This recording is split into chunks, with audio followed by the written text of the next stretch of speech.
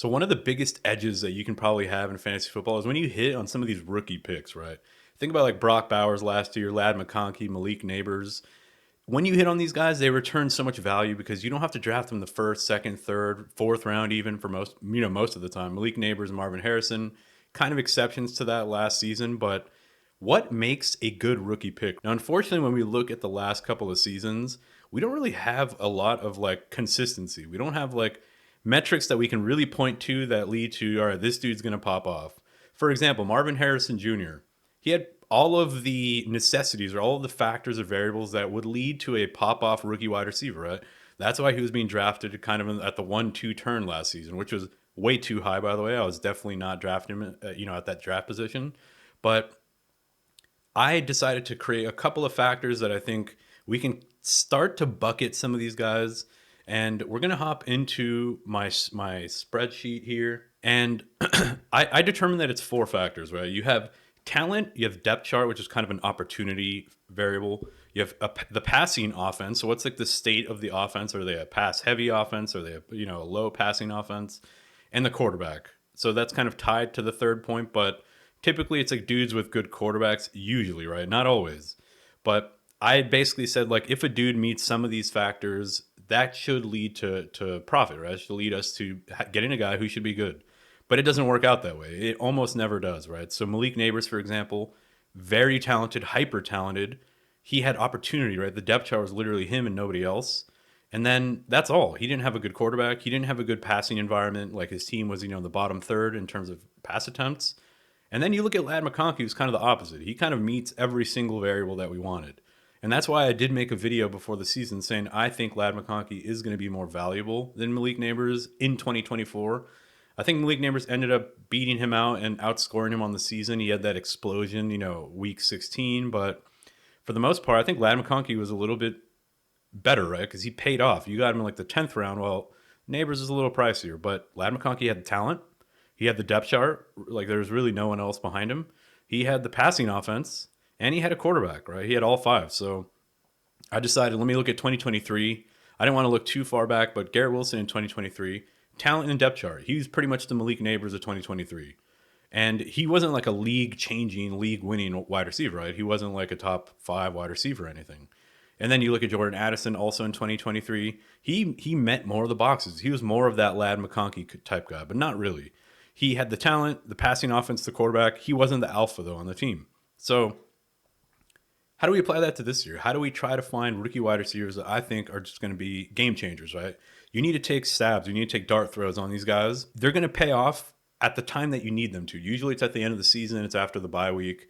That's when these dudes are going to start being much more valuable for your teams, right? So the first player on my list is going to be Matthew Golden. Now, guys, stick around to the end of the video because the last guy I have on my list, I am targeting him everywhere, whether it's Dynasty, whether it's redraft, fucking fantasy baseball. I'm trying to trade for this man. So stick around for the last name. And we're going to go ahead and start with Matthew Golden. So we're going to look at his RAS chart, which is essentially his relative athletic score. Really smart dudes over at RAS have created these charts for each player. And it's essentially just like a snapshot of how athletic they are, right? So Matthew Golden tests really well on any of the speed type scoring. Tests, very below average or poor in the like physical metrics, right? He's not very tall and he's not very heavy. So to me, the way I see Matthew Golden, he's kind of like that Zay Flowers type guy. Very shifty, very quick, but small and undersized. So moving down now, we're going to look at his profile, right? So he was drafted 23rd overall. He's currently going 78th in underdog. That puts him around guys like Emeka Egbuka, which, spoiler alert, he will be on this list later on. Jacoby Myers, George Pickens, Ricky Pearsall, Khalil Shakir, and some other running backs. You got Luther Burden also around there. There's kind of like this little like rookie segment on underdog at the moment where everyone's kind of going in like the 60s to 80s, all like the top rookies. But that's kind of where Matthew Golden is. Now, look at some of his statistics, a couple more things that we want to share. 99th percentile in 40-yard dash, as you guys see on the RAS chart. So he ran a 4.29. Dude was an absolute burner. Absolutely a phenomenal talent at Texas. 91st percentile speed score. So you have your 40-yard dash is one part of the equation. Your speed score is kind of your splits, your cones, all that kind of stuff. So he's in the 90s or, 99th and 40-yard dash. But the problem with him is that he wasn't really a dominator in college. He wasn't like a, 15 touchdown, 1,300-yard type of dude. He was just like a very good piece of the offense. There are some concerns that is he just like a system wide receiver for Texas? I think not. I think he's actually a really good wide receiver. Now, let's look at the Packers. Let's talk about kind of how the Packers fit in this narrative, right? So the team is desperately looking for a wide receiver one. They tried to make it Christian Watson. That man is in a hyperbaric chamber. He's 1 HP right now, no self revive. He's done, dude. He's toast. I don't think he's going to be ready for the start of the season. He tore his ACL late in last season, so there's a chance he doesn't play at all this year. Now, who's left? You got Romeo Doubs, a solid end zone threat, wide receiver 2 type guy. And he's actually being called upon right now. Like other teams are calling to ask about him. I think the Steelers are one of them. Dontavion Wicks, who he's got, stone hands. We call him Stone Hands Wicks around here. You got Jayden Reed, who is more of like a Deebo Samuel underneath route type of guy. So while at a glance, this wide receiver room seems crowded, it seems like, fuck, dude, there's not going to be any way Matthew Golden's going to be able to, emerge. I think it's just a group of wide receiver 2s. As I mentioned, they're looking for a dominator. They're looking for like an alpha wide receiver. So, and moving along. So that sets the stage for opportunity. I think he can get it by like mid-season. Moving along now to the passing offense, the state of the offense, right? So Jordan Love had an 80.1 PFF grade on deep passes. So he's above average, right? He's, anything above 80, I'm happy. I'm okay with that. If Matthew Golden does end up playing kind of the burner, right, the deep route guy, that's positive. They were 5th in intended air yards per attempt. I'm going to show you guys this chart here. So intended air yards per attempt, Jordan Love was 5th. So Green Bay, that means that they were slinging it deep. They were really trying to hit the deep, the deep passes. Look at fucking Flacco over here, number 4. They use play action. So the Green Bay Packers are a heavy run team, and then they like to play action deep. That's really how they like to run their offense. They like to get chunk plays. And they were 2nd in intended air yards per attempt, right? So the Packers as a whole, Jordan Love was 5th. That means the few games Jordan Love wasn't in there, I think it was, the fuck is his name? Titans reject. I forgot his name, but when he played, he was also throwing deep. So, yeah, the cons are that it's not a super clear path on the depth chart, but let me paint the picture. So there is an opportunity here. He's in a very good passing offense. He has a very good quarterback, and he's supremely talented, or very fast at least. And he's going to play a role where I think he's going to be enabled. I think they're going to use him on deep routes, on play actions. He's going to pop up for some big plays. And as he pops up for bigger plays, he gets more and more work, right? Like that's kind of what we hope for Golden.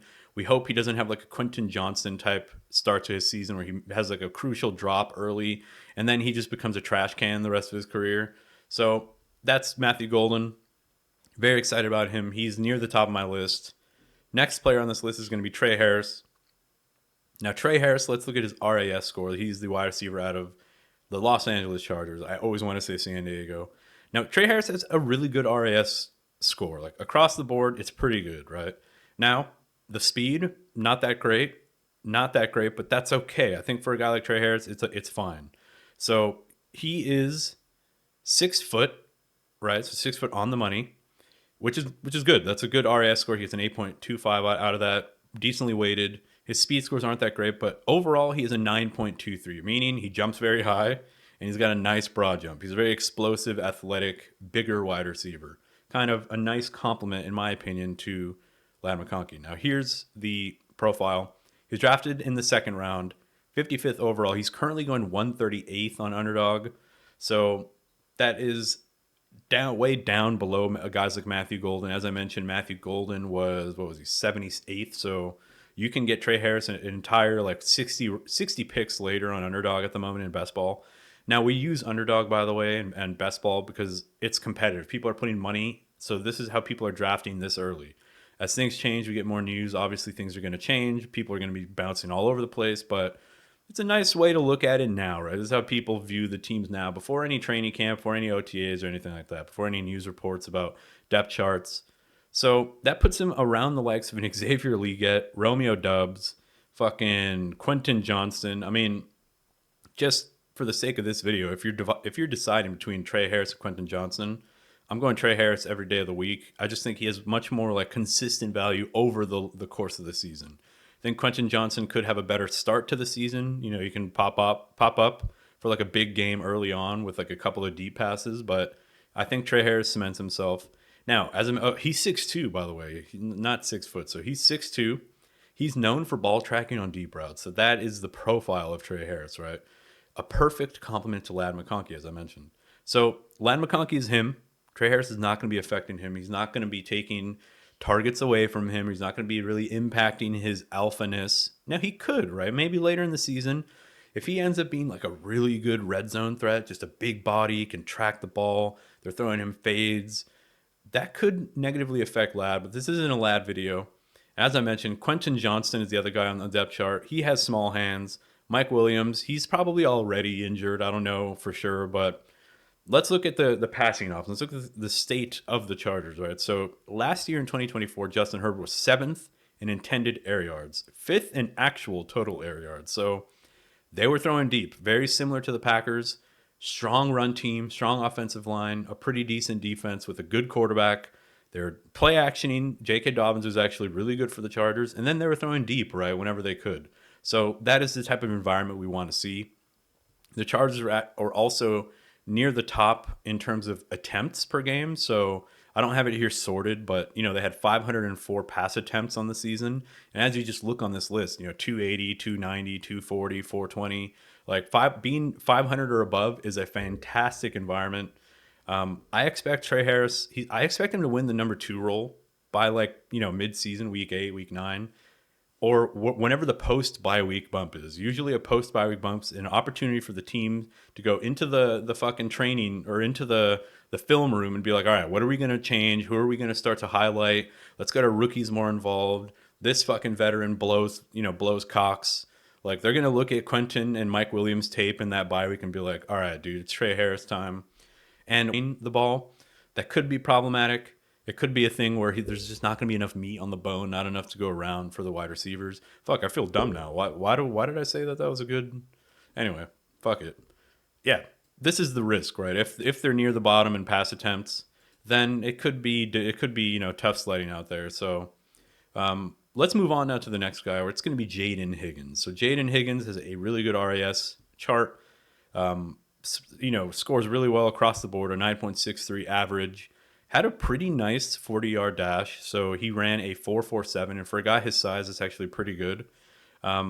He was drafted 5th overall, or I'm sorry, he was the 5th wide receiver off the board at 34th overall, so that's pretty good. That's early round 2, right? And he's currently going 127th on Underdog, so this is a screaming value to me.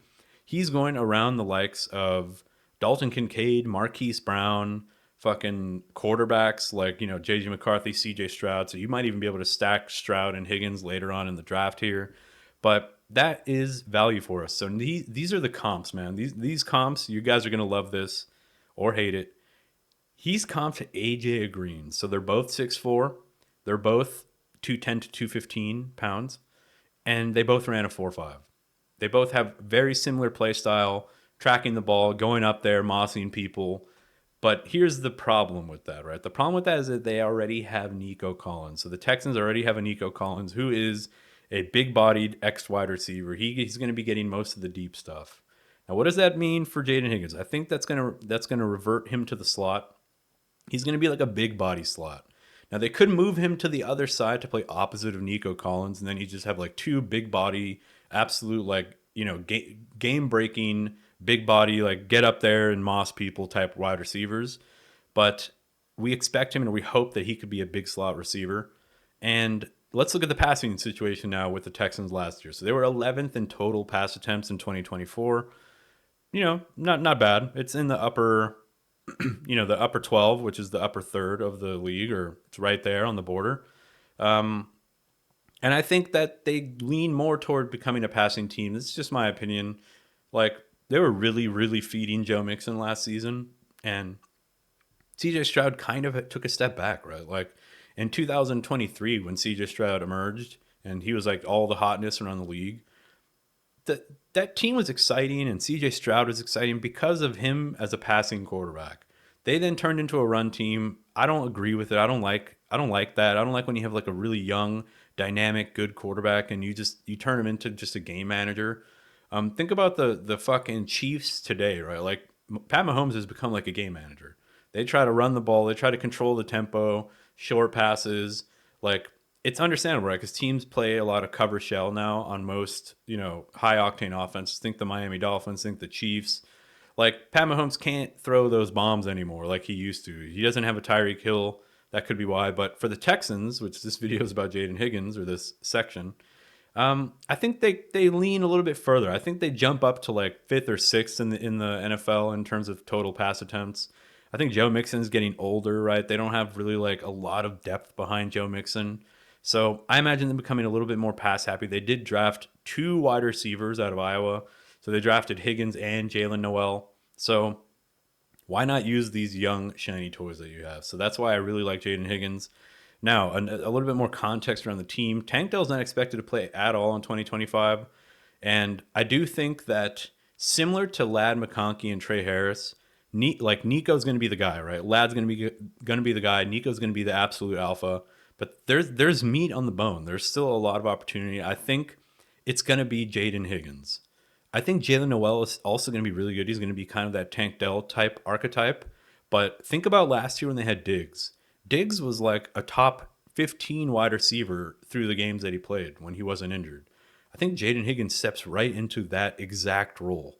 And it's just Nico Collins and Jayden Higgins clapping with Jalen Noel kind of popping up every now and then for big plays. But for the most part, I think he kind of fits into that Tank Dell role, which was not a lot, right? Tank Dell was kind of disappointing last season. But in another video, maybe we might talk a little bit more about Jalen Noel, how I'm actually excited about him as a prospect moving forward. I think he could even be good this year, but it just depends what type of construction. If we're going to look at last year, not a lot has changed with the coaching. I do think that Diggs role is going to be occupied by Jayden Higgins. So he's a dude that I really like drafting at his value at the moment. You get him at 120.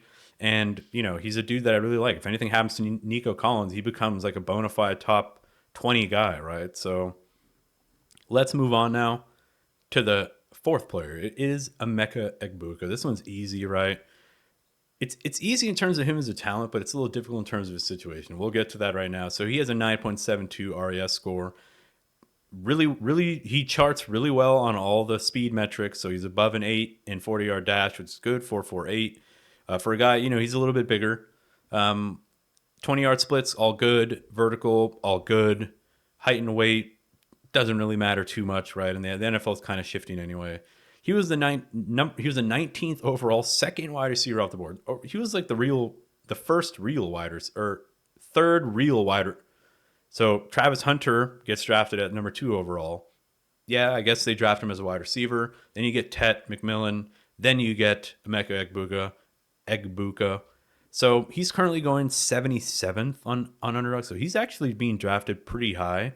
But I think that's gonna fix itself. I think he's gonna start to move down as people start to see more reports about Chris Godwin. Maybe he's getting a little bit healthier. He's looking good in camp or whatever. It's gonna make Egbuka fall. And if he falls, that is profit, dude. That's money in the motherfucking bank for us. Now, he broke the career reception record at Ohio State. That's no small feat, dude. Ohio State's got some fucking dogs that came out of there. He is a short and intermediate route technician, so he's not a deep ball guy. Think of him like a JSN. I think of him like a slightly bigger bodied JSN. I think it's a really good comparison. And look what JSN has become this season, right? So we might have to wait a year for Egbuka, but I do like him this year in redraft for a couple of reasons. So he's going to be sitting behind Mike Evans and Chris Godwin, and even Jalen McMillan, who had a really good end of last season. But here is the thesis. Here's why I think he can overcome that and become... people are drafting him at 77th on Underdog at the moment, which means other people seem to agree that there's going to be opportunity for him, or enough at least. So Tampa Bay was 5th in total pass attempts last season. So they were throwing the fucking ball. They do lose Liam Cohen, but he's replaced by John Grizzard. John Grizzard worked very closely. He was working with Liam Cohen on this team. So they constructed the offense together. So he is a Liam Cohen acolyte, right? Liam Cohen is an acolyte of someone else. I don't fucking know. But these guys all come from the same body, the same type of work. I expect it to be similar, slight variance. Maybe they change a little bit. Maybe Bucky Irving has a little bit more of a role, but I still expect them to be a high pass volume team. And the other reasons why I do think there's going to be opportunity, I don't think Chris Godwin is going to be as ready as we think. I think he's a 27 or 26 turning 27 or already 27-year-old wide receiver who's had like multiple season-ending injuries in his career. Now, he is a Tampa guy, dude. They gave him the contract extension because they love him, dude. He's a locker room guy. He's a leader.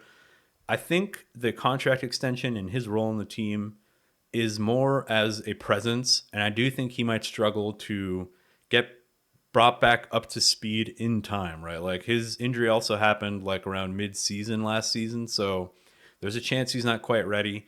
Jalen McMillan is your burner. He's your down the field threat. He's your quick, speedy wide receiver. That kind of leaves the Chris Godwin role to be open. Now, an additional point to why I think there's opportunity. What if Mike Evans falls off? What if he finally has an injury? I feel like Mike Evans is never fucking out. Like he'll be out for like a game. It'll look like he has a season-ending injury, and then he'll play the next game and drop 45 points. And then the next game he'll drop 2 points. But I think there's a chance that what if something happens to Mike Evans? What if he's a little bit slower? They start to get Egbuka a little bit more involved as the season goes on. What if Jalen McMillan is a fart? Jalen McMillan wasn't looking good early in the season. He kind of was just profiting off of no one else really being there other than Mike Evans. So, yeah, man, I think looking at as I mentioned, fifth in total pass attempts after Cincinnati, Miami, Seattle, and the Vegas Raiders somehow. So 408, or I'm sorry, this is completions. So pass attempts, they were fifth. Also fifth in completions, it seems. Yeah, fuck that up. Anyway, this is Matt Harmon on Emeka Egbuka. So if you guys know Matt Harmon, Reception Perception is his website, or it's his methodology, his formulas. I don't know. He basically does these charts on wide receivers. He charts out all of the routes and kind of creates these like statistical profiles of how good they are at different routes. And, his Reception Perception kind of verifies what I said, right? He's very good on these corners, outs, comebacks, the flats, slants, screens, these intermediate routes. He's not really good going to the right, but that's kind of the role that Chris Godwin was occupying for a long time, right? So 68.1% success rate versus man coverage and 83% versus zone. That's typical with these kind of big slot receivers. Think like a Cooper Kupp, which puts him in the 82nd percentile. He's 81.3% success rate versus press. So he can beat press, he can beat zone, and he's, a little bit below average against man, but I think the NFL is moving toward being kind of like a zone defense. Not all defenses, but there's a lot that do like to play zone. So that's Emeka Egbuka. I like his profile. I think he's a very good value, especially if he starts to fall a little. I think at the moment it's a little too rich for me personally, but if he falls anymore, I think he's going to be something I'm really going to want to jump on. And the last name on my list is one of my favorite players. He's a dude that I'm going to be targeting everywhere just to see what happens, dude. I don't want to miss out on this guy if he is what I think he could be. And a lot of people agree, by the way. And it's Kyle Williams. Now, Kyle Williams' RAS sheet does not look pretty. The only thing that stands out that has any type of green on it is his 40-yard dash. He has a lot of straight line speed. But I think this is kind of deceiving. I think his RAS score is a little bit deceiving. I think he's a lot faster on tape. Now, if you've seen any Kyle Williams tape, you've seen the big plays, you've seen the yards after the catch. But let's talk about his profile first. He's drafted in the third round, 69th pick. Drafted in the third round to the Patriots. At the 69th pick. He's currently going 174th, bro, across all four best ball datas. And it matches Underdog, 174th on Underdog. Now, as I mentioned, fantastic speed on tape, dude. 92nd percentile 40-yard score. Runs a 440. Not incredible, right? He's not like a 9.2, or a 4.29 or anything like that, but 92nd percentile, right? That's pretty solid. Now, he is thin, so he's like a very skinny and fairly short wide receiver. So he's not like a big-bodied Justin Jefferson type or Devontae Smith type. So, as I mentioned, he's going 174th currently. That puts him around the likes of a Wan'Dale Robinson, Hunter Henry, Brenton Strange, dude, Josh Palmer. Yeah, dude. I mean, he's a guy that I'm going to be targeting throughout the entire offseason if he remains in this range. I think he's going to slowly move up as people start to realize that, fuck, dude, Drake May and the Patriots might be better than we think. think nobody's really giving them the benefit of the doubt at the moment, but he joins a wide receiver room that's currently being led by 84-year-old Stephon Diggs, who's coming off a fresh ACL tear, right? Like his ACL tear happened at, I think, like week 7, and he was already 86 years old. So now you add another season. He's currently 93 years old. Stephon Diggs coming off an ACL injury. The man is at least 103 years old. That is opportunity, man. If that's your alpha, that's who he's going to be competing with. It's like all the fucking, all the variables are starting to line up here, right? So the only other wide receivers outside of Diggs, so, it makes sense to talk about some of the other guys, is my Uncle Muhammad. He's playing for the Patriots. Mac Hollins, and a dude, I swear to God, his name is Blancumsey. I swear on my life. Go to the fucking Patriots depth chart. Blancumsey. That's who Kyle Williams is going to be competing with. Like, come on. What are we talking about over here? So, this is his wide receiver reception perception profile by Matt Harmon, as I mentioned. What separates Kyle Williams is his big play potential. And he doesn't chart very well on like your deeper type routes, which is like not where you would think a dude like this would win. Now, where a guy like Kyle Williams really wins is in your intermediate crossing routes. So your outs, your comebacks, your curls, your slants, and your flats. He's an incredible yards after the catch type dude. 73.5% success rate for his press. That puts him in the 82nd percentile. That's good enough for a dude this late, right? Elite short route success rates, and he went down on first contact on only 44% of his in-space attempts, meaning when he gets the ball in space, he was only going down on first contact 44% of the time. That is a profile that I absolutely love. I love dudes that can create after the catch, that are going to get your like 11-yard passes that can then take it, for 35 yards. Like there's no better feeling than seeing that fucking sleeper update where it's like Kyle Williams, big play alert, 40-yard fucking catch. That's 4.5 fantasy points right there in your motherfucking pocket. So I want to show you guys this video. Hopefully you can see it. Hopefully it's not going to explode your ears. But check this. Kyle Williams, yards after the catch, dude. That should have been a tackle. Not only does he break all of that, he gets to the end zone on that. Look at this fucking speed one more time, dude. So watch. So he's in motion, cross, slant, underneath route. Absolutely outruns everyone, including the safety. So I love it, dude. I'm an absolute fan. I mean, I think there's more plays that we can see. This dude kind of looks like Jameson Williams on the field. I mean, the competition he played wasn't the best. He played Boise State. They played against Portland State, teams like that. So it wasn't like the absolute best competition. He's not an SEC player, but look at that blazing speed, dude. Blazing fucking speed, man. And he doesn't go down easily. So think like a Jameson Williams, except like shiftier, dude. Shiftier with the ball in his hand after the catch. I just love this dude. There's another play against Boise State here. Let's see if we can find him. Just absolutely turns on this dude. Like that should have been no gain after the catch here. Like check this out again. Feels the fucking tackler coming from the left, spins right. I don't know. I'm just in love, dude. I'm in love, as you guys can probably see. I'm probably too high on him, to be honest. I've drafted him like in every dynasty league, like in the second, third round. But Steve Smith has him as his like number 2 wide receiver in the draft class. Who I know he's not like an analyst, but he's a very good wide receiver that does a lot of analysis on rookie wide receivers. So take from that what you will. Kyle Williams, somebody I'm going to be drafting all fucking offseason. I hope my friends don't see this video. That's the video, boys. I hope you enjoyed it. I hope you liked it. If you did, I'd really appreciate a like and a sub. Let me know what you guys think down in the comments. Let me know if there's anybody that I missed or any wide receivers that you're big on. Keep in mind, man, we're trying to get dudes that fill this profile. We're trying to get guys that fill a profile where there's an easy path for them. They're going to get opportunity. They're talented. And they have a fairly decent passing situation. Now, I didn't talk too much about Kyle Williams' passing situation, but the Patriots aren't charted to be like a very high-octane passing team, so he doesn't really meet that. But I think he meets it with opportunity, with speed, with talent. So anyway, as I mentioned, hope you guys liked the video. Hope you enjoyed it, and I'll catch you guys in the next video. Peace!